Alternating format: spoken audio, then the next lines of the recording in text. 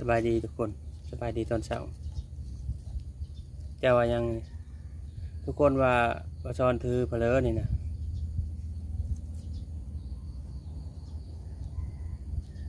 แต่นั่นแน่งไปหูบอกมาวิธีเพิ่นเฮ็ดก็บ่ธรรมดาเด้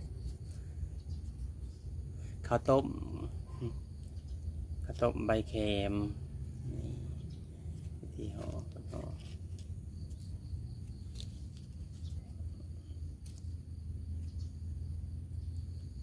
เซอร์ไนโทร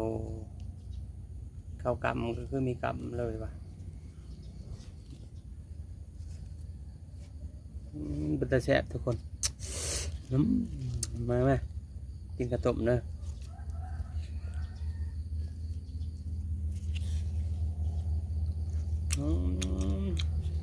ห่อน้อยๆพอดีครับห่อใบแคม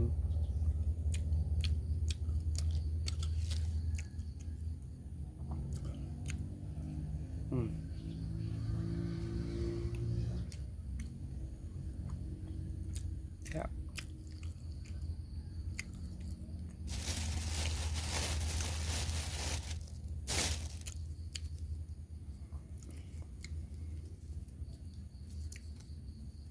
ตัดเชือกมะพร้าวได้เนาะคือสิแซ่บ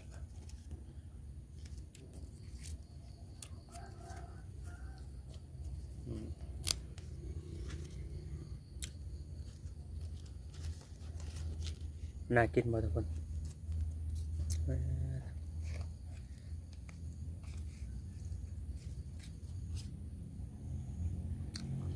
ได้มากล้วยแค่กล้วยอีกครับ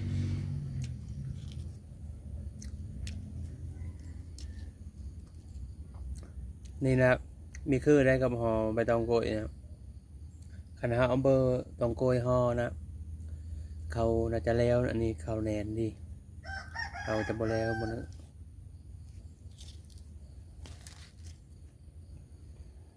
บายทุกคน